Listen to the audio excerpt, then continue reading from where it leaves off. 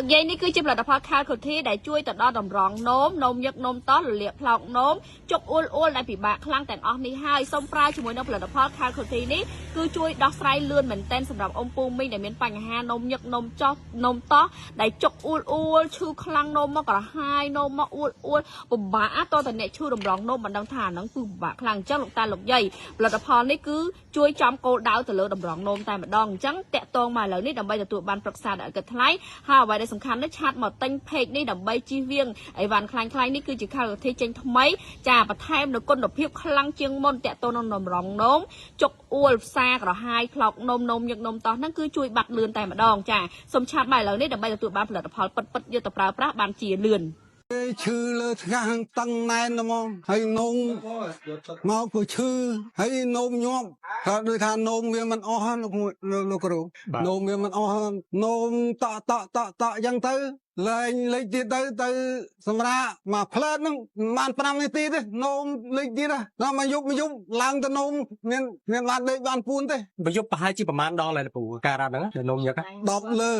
លោកគ្រូ10លើថាគ្នាបានដេកថាគ្នាបានដេកទេតាបាទពូអញ្ចឹងពូតាំងពីបានប្រើជាមួយអសតខាងកទេនេះពូប្រើអស់ប្រមាណកំប៉ុងហើយបានធូទឹមអស់មកកំប៉ុងទេបាទទឹមអស់មកកំប៉ុងការធូហ្នឹងធូបានទៅលើអីខ្លះពូខ្ញុំប្រើតែមកមុខធូអាលើថ្ងាសហ្នឹងក៏ធូអានោមញាប់ហ្នឹងក៏អន់បាទទៅប៉ុណ្្នឹងទេតែបើតឹងលើថ្ងាសឈឺលើថ្ងាសនោមញាប់ហ្នឹងវាធូបាន 70% ហើយបាទសប្បាយណាលោកបាទវាពិបាកណាស់អាឈឺអាបានដេកហ្នឹងវាពិបាកអត់ល្ងួយផងឈឺផងបាទមានអាការៈដូចខ្ញុំបាននំញឹកនំឈឺតឹងថ្ងាសលើថ្ងាសឈឺគួរឆ្កេះហ្នឹងសូមប្រើខាខូធីលទៅមិនខុសទេព្រោះខ្ញុំប្រើបានតែមួយដបទេខ្ញុំធូរបាន70%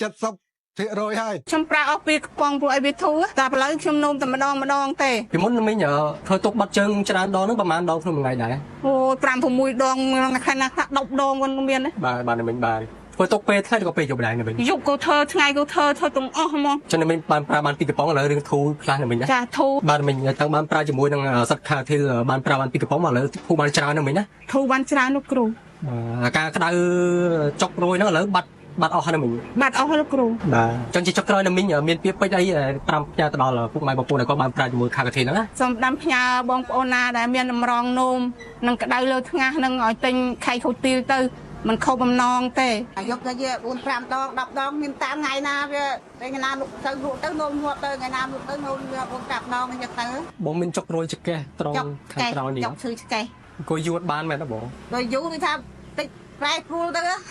វាអង្គុយបាត់ដៃបាត់ជើងអញ្ចឹងវាប្រែព្រួលទៅវត្តអីចឹងបាត់ហើយវាតងដូរទៅឈឺឆ្កេះឈឺខ្នងបងឲ្យបច្ចិតទីបានទេថាមកជុំប្រហែលដងដែរទីកណ្ដាលការនោមបបោណាគាត់លេបហើយ10 ដងគ្រូយប់ទៅបានដេកទេថ្ងៃណាខ្លះនោមរហូតទៅ10 ដងអញ្ចឹងទៅព្រោះទុកអស់រយៈពេល2ឆ្នាំហើយណាបងចាខ្ញុំតាមផ្ញើតាមពីណាមានជំងឺដូចខ្ញុំមានតែបាត់ជើងតូចញាប់ហើយឈឺលើថ្ងាសគឺកេះអីទៅមកប្រើខែវិធីហ្នឹងទៅបាត់ដូចខ្ញុំហើយ